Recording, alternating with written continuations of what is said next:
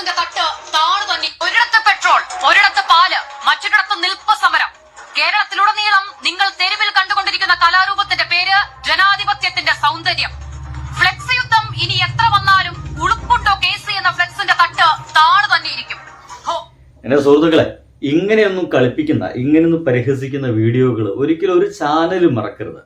ഇവര് പണ്ട് നമ്മുടെ കൈരളി ടി വിയിലൊക്കെ വർക്ക് ചെയ്തിട്ടുള്ള ഒരാളാണ്, അഷിത സംതലൈക്കാണ് അവരുടെ പേര്. എന്നാൽ UDF അത് ഭീകരമായിട്ട് പരിഹസിക്കുന്ന ഒരു ഇൻട്രോ ഉണ്ടെങ്കിൽ അത് ഇത് മാത്രമാണെന്നൊക്കെ പറയേണ്ടി വരും. ഈ ഇൻട്രോ ഒക്കെ അവിടെ നിൽക്കട്ടെ. ഇൻട്രോയുടെ അപ്പുറത്ത് നമ്മൾ മനസ്സിലാക്കേണ്ട ചില കാര്യങ്ങളുണ്ട്. കാരണം നമ്മുടെ കേരളത്തില് കാര്യങ്ങളൊക്കെ വ്യക്തമായിട്ട് മനസ്സിലാക്കുന്ന, കാര്യങ്ങളൊക്കെ വ്യക്തമായിട്ട് പറഞ്ഞ് മനസ്സിലാക്കാൻ സാധിക്കുന്ന, കേരളത്തിൽ വളരെ വൃത്തിയായിട്ട് കൊണ്ടുപോകാൻ സാധിക്കുന്ന ഒരാൾ അത് VD സതീശനാണ്. VD സതീശൻ കുറച്ചു കാലം മുമ്പ് അദ്ദേഹം ഏതോ ഒരു വലിയ സംഭവമായിട്ടുള്ള പരിപാടിയിൽ, എനിക്ക് തോന്നുന്നു മാതൃഭൂമിയുടെ കായലാണോ ഇനി മനോരമയുടെ ലായലാണോ വലിയ പിടുത്തമൊന്നുമില്ല, അങ്ങനത്തെ ഒരു പരിപാടിയിൽ VD സതീശൻ പങ്കെടുത്ത് ഒരു ഡയലോഗ് അടിച്ചിട്ടുണ്ട്. അത് ഇങ്ങനെയാണ്, കേട്ടിരിക്കണം. ഖജനാവ് നിറയ്ക്കലാണ് ആദ്യത്തെ ജോലി. ജനങ്ങളെ ദ്രോഹിച്ചിട്ടല്ല. ടാക്സ് കളക്ഷനെ കുറിച്ച് ചാണക്യൻ അർത്ഥശാസ്ത്രത്തിൽ അതിമനോഹരമായൊരു പ്രയോഗം നടത്തിയിട്ടുണ്ട്. ഭരണാധികാരികളെ ഉപദേശിക്കുന്ന ആളായിരുന്നു ചാണക്യൻ. ഞാൻ പണ്ട് അസംബ്ലിയിൽ ഒരു ബജറ്റ് പ്രസംഗത്തിൽ ആദ്യ MLA സമയത്ത് പ്രസംഗിച്ച, ഇപ്പല്ല, എന്താണെന്നറിയോ, പൂമ്പാറ്റ പൂവിൽ നിന്ന് തേൻ കുടിക്കുന്നത് പോലെ ആകണം ഭരണാധികാരി ജനങ്ങളുടെ കയ്യിൽ നിന്ന് ടാക്സ് മേടിക്കും. പൂ പോലും അറിയരുത് തേൻ കുടിക്കുന്ന കാര്യം.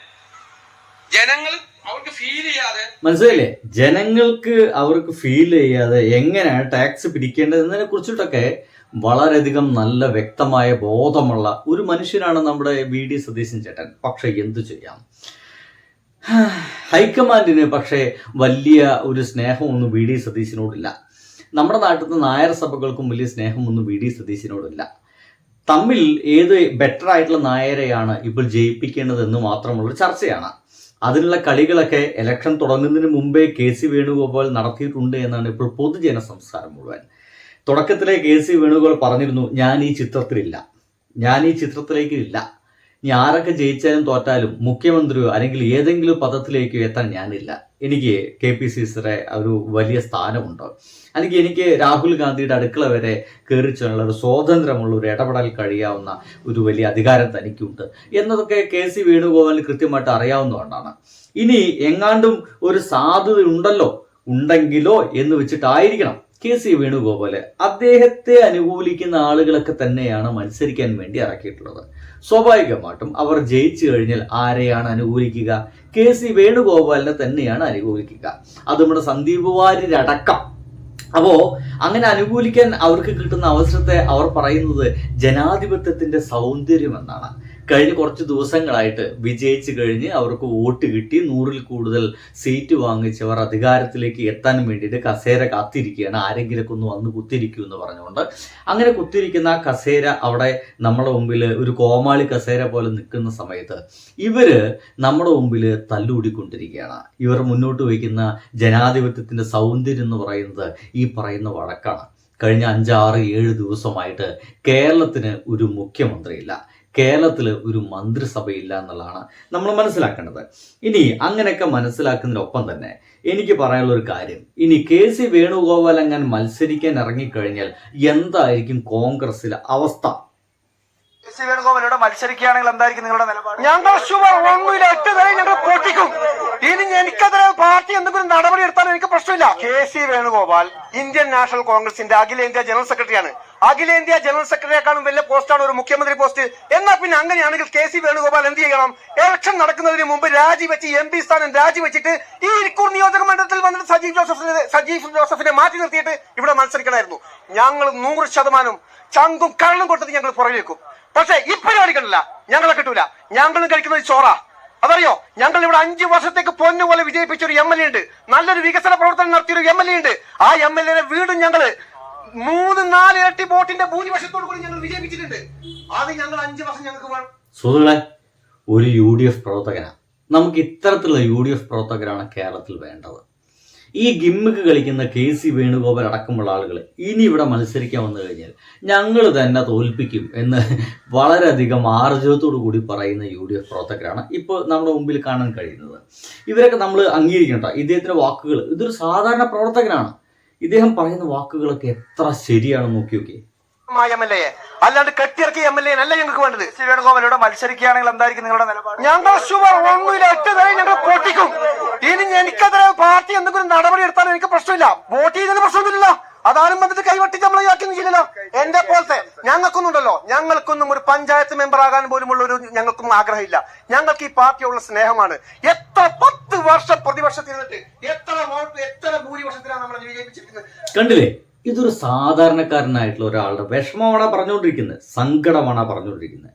ആ സങ്കടത്തിന് അപ്പുറത്തേക്കൊന്നും നമ്മുടെ ഇവർക്കൊന്നും വേറെ ചിന്തിക്കാനില്ല എന്നുള്ള. ഇനി ഇതിനൊക്കെ അപ്പുറത്ത് വേറെ ചില കാര്യങ്ങൾ കൂടി നമ്മൾ മനസ്സിലാക്കണം. നമുക്ക് പിണറായി വിജയനിലേക്ക് ഒന്ന് പോയി വരാം. എന്തായിരുന്നു പിണറായി വിജയൻ ഭരിക്കുന്ന സമയത്ത് ഈ പറയുന്ന UDF പ്രവർത്തകരൊക്കെ പറഞ്ഞിരുന്നത്? ഒരു ചെറിയ സത്യം കൂടി പറഞ്ഞിട്ട് നമുക്കിത് അവസാനിപ്പിക്കാമെന്ന് വിചാരിക്കുന്നു. ഈ പറയുന്ന ഈ ക്ഷേത്രക്കൊള്ളയിൽ അല്ല അമ്പലക്കൊള്ളയിൽ പങ്കുണ്ട് എന്ന് ഇതേവരെ ആരോപിച്ചിട്ടുണ്ടായിരുന്നേ? ഞങ്ങൾ ആരോപിച്ചിട്ടില്ല. അതിന്റെ കാരണം എന്താ? നമ്മൾ വസ്തുതയില്ലാത്ത കാര്യത്തെ പറ്റി എന്തേ? പിണറായി വിജയൻ അമ്പലം കട്ടു, പിണറായി വിജയൻ അമ്പലത്തിൽ സ്വർണം കണ്ടു, പിണറായി വിജയൻ അമ്പലം മുഴുവൻ മുക്കി, കുടുംബത്തിക്കും ഉണ്ട്, ഈ ഭാര്യയ്ക്ക് കൊടുത്തു, വിദേശത്തേക്ക് സ്വർണം കയറ്റി അയച്ചു എന്നീ തരത്തിലുള്ള എന്തൊക്കെ ആരോപണങ്ങളായിരുന്നു ഇതേ പറയുന്ന ഈ ഒരു കോൺഗ്രസ്സുകാർക്കൊക്കെ പറഞ്ഞു വരുന്നത്. അപ്പൊ ഇവനൊക്കെ അറിയാം യാഥാർത്ഥ്യം എന്തെന്നറിയാം. പിണറായി വിജയൻ ഇത്തരം പ്രശ്നങ്ങളൊന്നും പെട്ടിട്ടില്ല, അതൊക്കെ ഞങ്ങൾ വെറുതെ നാട്ടുകാരെ കബളിപ്പിക്കാൻ വേണ്ടി പറഞ്ഞ സംഗതികളാണെന്ന് ഇവർക്കൊക്കെ കൃത്യമായിട്ട് അറിയാം. കേട്ടോക്കൂ, ഇവർ അബിൻ വർക്കി പറയുന്നൊക്കെ നിങ്ങൾ കൃത്യമായിട്ട് കേൾക്കണം. ഞങ്ങൾ പിണറായി വിജയന് ഈ പറയുന്ന ഈ ക്ഷേത്രക്കൊള്ളയിൽ അല്ല അമ്പലക്കൊള്ളയിൽ പങ്കുണ്ട് എന്ന് ഇതേവരെ ആരോപിച്ചിട്ടുണ്ടായിരുന്നേ? ഞങ്ങൾ ആരോപിച്ചിട്ടില്ല. അതിന്റെ കാരണം എന്താ? നമ്മൾ വസ്തുതയില്ലാത്ത കാര്യത്തെ പറ്റി ആരോപിച്ചിട്ട് കാര്യമില്ലല്ലോ. ഞങ്ങൾ പിണറായി വിജയന് ഈ പറയുന്ന ഈ ക്ഷേത്രക്കൊള്ളയിൽ അല്ല അമ്പലക്കൊള്ളയിൽ പങ്കുണ്ട് എന്ന് ഇതേവരെ ആരോപിച്ചിട്ടുണ്ടായിരുന്നേ? ഞങ്ങൾ ആരോപിച്ചിട്ടില്ല. അതിന്റെ കാരണം എന്താ? നമ്മൾ വസ്തുതയില്ലാത്ത കാര്യത്തെ പറ്റി ആരോപിച്ചിട്ട് കാര്യമില്ലല്ലോ. എങ്ങനെയുണ്ട്? അപ്പൊ ഇവർക്കൊക്കെ കാര്യങ്ങളൊക്കെ വ്യക്തമായിട്ട് അറിയാം. പിണറായി വിജയൻ എന്ന് പറയുന്ന മനുഷ്യൻ ഇത്തരം പ്രശ്നങ്ങളൊന്നുമില്ല, അയാൾ അതങ്ങനെ ചെയ്യില്ല എന്ന് കൃത്യമായിട്ട് ഇവർക്കറിയാം. എന്നാലും ദുരാരോപണങ്ങൾ, ഇല്ലാത്ത കാര്യങ്ങളൊക്കെ പൊക്കിപ്പിടിച്ച് പറഞ്ഞ് മാധ്യമങ്ങളെ കൊണ്ട് അതൊക്കെ നാട്ടുകാരെ ചെവിലേക്ക് എത്തിച്ച് എങ്ങനെയെങ്കിലും അദ്ദേഹം ഒരു വെറുക്കപ്പെട്ട മനുഷ്യനാക്കി മാറ്റുക എന്നത് മാത്രമായിരുന്നു കോൺഗ്രസ്സുകാരുടെ ഐഡിയ. ആ ഒരു ഐഡിയോളജി വിജയിച്ചു എന്ന് മാത്രം വിചാരിച്ചാൽ മതി. ഇനി നമുക്ക് ആ ഒരു പരിഹാസ ഡയലോഗിലേക്ക് കടക്കാം. ജനാധിപത്യത്തിന് വല്ലാത്തൊരു സൗന്ദര്യം തന്നെ. ജനാധിപത്യം കൂടിക്കൂടി തിങ്കളും ചൊവ്വയും VD, ബുധനും വ്യാഴവും KC, വെള്ളിയും ശനിയും RC എന്ന് തുടങ്ങി Malabar VD, തിരുക്കൊച്ചു KC, Thiruvithamkoor RC എന്നിവരെ ദോഷേകതൃക്കുകൾ തിരിച്ചും മറിച്ചും പലതും പറയും. ആരെന്ത് പറഞ്ഞാലും ജനാധിപത്യത്തിന് ഇത്ര സൗന്ദര്യമോ എന്ന് അത്ഭുതം കൂറണം 102 സീറ്റ് നൽകി വിജയിപ്പിച്ച നാം പൊതുജനം. ലീക്കായ ലിസ്റ്റിൽ എന്തായാലും ഒരാൾ പോലും VDയെ പിന്തുണച്ചിട്ടില്ല. ഒരു ലിസ്റ്റ് ലീക്ക് ആയിട്ടുണ്ട്, അല്ലെങ്കിൽ ലീക്ക് ആക്കിയിട്ടുണ്ട്. നമ്മൾ മനസ്സിലാക്കേണ്ടത് ഒരാൾ പോലും ഈ പാവം VD സതീശനെ പിന്തുണച്ചിട്ടില്ല എന്നുള്ളതാണ്. അതായത് കഷ്ടപ്പെട്ടവൻ വെറും കറിവേപ്പിലയായിട്ട് മാറുന്ന കാഴ്ച. ആയാലും വീട് വേണ്ടേ എന്ന് തലയിൽ കൈവച്ച IC ആണ് ഇന്ന് പലരുടെയും ഹീറോ. പക്ഷേ ഭാഗ്യത്തിനൊരു പേരിടാൻ കഴിയുമെങ്കിൽ ഇന്നത്തെ ദിവസം അതിനൊരൊറ്റ പേര് KM അഭിജിത്ത്. VDക്ക് കൊടുത്ത പിന്തുണ രേഖപ്പെടുത്താതെ ഹൈക്കമാൻഡ് ഡബിൾ പ്ലേ കളിക്കുന്നുവെന്നാണ് K നീലകണ്ഠന്റെ സംശയം. അപ്പോൾ തന്നെ അറിയിച്ചിട്ടുണ്ട് VDയെ. ഹൈക്കമാൻഡ് വിശദീകരണം എത്ര കണ്ട് വിശ്വസിക്കുന്നുണ്ട് VD ക്യാമ്പ് എന്നറിയാൻ തീരുമാനം വരും വരെ കാത്തിരിക്കാം. വിലക്കിന് പിന്നാലെ തെരുവിൽ ഇരച്ചിറങ്ങുന്ന VD അനുകൂലികളുടെ നടപടി. ഇനി അതൊക്കെ ഡോക്ടർ സത്യം പറഞ്ഞാൽ കോൺഗ്രസ്സുകാർക്ക്, ഇനി എൻ്റെ ഒരു പേഴ്സണൽ അഭിപ്രായമാണ്, കോൺഗ്രസ്സുകാർക്ക് വിവരമില്ലാത്തതുകൊണ്ടാണ്. എന്തുകൊണ്ടെന്ന് വെച്ച് കഴിഞ്ഞാൽ ഒരു തരത്തിൽ VD സതീശൻ മുഖ്യമന്ത്രി ആവാതിരിക്കുന്നതാണ് ഇവർക്ക് ബുദ്ധി. കാരണം VD സതീശൻ ജനങ്ങളോട് പറഞ്ഞ വാഗ്ദാനങ്ങളൊന്നും നമ്മുടെ KC വേണുഗോപാൽ പറഞ്ഞിട്ടില്ല. വേണമെങ്കിൽ KC വേണുഗോപാലിന് പറയാം, ഞാൻ മത്സരിച്ചിട്ടില്ലല്ലോ, മത്സരിച്ചത് VD സതീശനും RC അടക്കമുള്ള ആളുകളല്ലേ, ഞാൻ ഇത്തരം വാഗ്ദാനമൊന്നും നിങ്ങളോട് പറഞ്ഞിട്ടില്ലല്ലോ, അത് പറഞ്ഞ ആൾക്കാരോട് പോയി ചോദിക്കി എന്ന് വേണം പറയാം. എന്ന് വെച്ച് കഴിഞ്ഞാൽ തീർച്ചയായിട്ടുള്ള ഒരു കാര്യം എന്താണെന്ന് വെച്ച് കഴിഞ്ഞാൽ ഇപ്പം തന്നെ ഇങ്ങനെ തല്ലാണ്. വളരെ സ്വാഭാവികമായിട്ടും ഇവർ മുന്നോട്ട് വെച്ച 5 ഗ്യാരണ്ടി ഉണ്ട്, ഇന്ദിര ഗ്യാരണ്ടി. ഈ ഗ്യാരണ്ടികളൊക്കെ ഏറി വന്നാൽ 6 മാസത്തെ അപ്പുറത്തേക്ക് കൊണ്ടുപോകാൻ കേരളത്തിന്റെ സാമ്പത്തിക സ്ഥിതി അനുവദിക്കില്ല എന്നുള്ളതൊരു യാഥാർത്ഥ്യമാണ്. അപ്പോൾ ഈ 6 മാസം കഴിഞ്ഞാൽ സ്വാഭാവികമായിട്ട് ജനങ്ങൾ ഉണരുകയും ഈ വോട്ട് ചെയ്ത ആളുകൾ തന്നെ എവിടെ ഈ ഗ്യാരണ്ടികളൊക്കെ എന്ന് ചോദ്യങ്ങളുമായിട്ട് മുന്നോട്ട് വരികയും ചെയ്യും. അങ്ങനെ മുന്നോട്ട് വരുന്ന സമയത്ത് KC വേണുഗോപാലാണ് മുഖ്യമന്ത്രിയെങ്കിൽ KC വേണുഗോപാലിന് പറയാം, ഇതൊന്നും ഞാൻ പറഞ്ഞതല്ല, ഇതെല്ലാം VD സതീശൻ പറഞ്ഞതാണ്.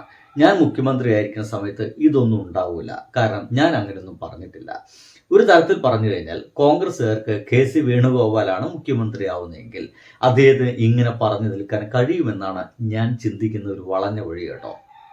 ബൈ.